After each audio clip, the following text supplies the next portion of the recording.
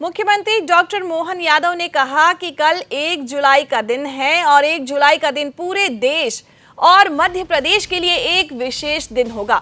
अंग्रेजों के जमाने से चले आ रहे आईपीसी अर्थात भारतीय दंड संहिता, सीआरपीसी अर्थात दंड प्रक्रिया संहिता और आईईए अर्थात भारतीय साक्ष्य अधिनियम के सारे नियम बदलते हुए नए प्रकार के कानून लागू होने वाले हैं।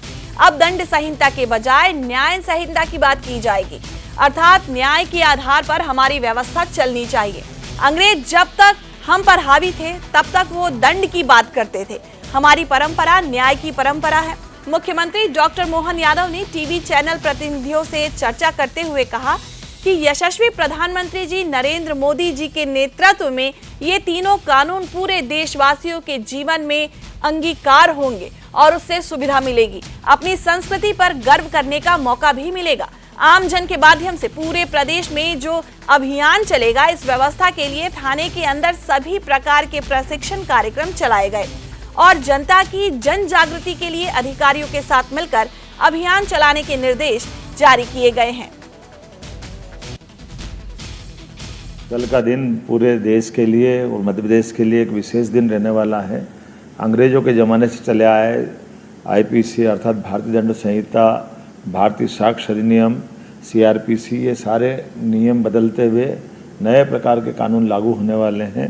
इन कानूनों के माध्यम से, जैसे उदाहरण के लिए, अब अपराध दंड संहिता के बजाय न्याय संहिता की बात की जाएगी, अर्थात न्याय के आधार पर हमारी व्यवस्था चलना चाहिए। अंग्रेज जब तक हम पे हावी थे तो वो दंड की बात करते थे। हमारी परंपरा न्याय की परंपरा है।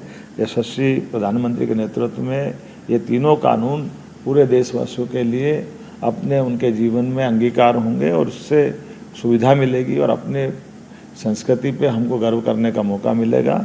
मैं उम्मीद करता हूँ आपके माध्यम से पूरे प्रदेश में जो अभियान चलेगा, इस व्यवस्था के लिए खासकर थानों के अंदर सभी प्रकार के प्रशिक्षण के कार्यक्रम चलाए गए और जनता को जागृति के लिए भी हमारे बाकी अधिकारियों के साथ मिलकर के अभियान चलाने के निर्देश जारी किए गए हैं।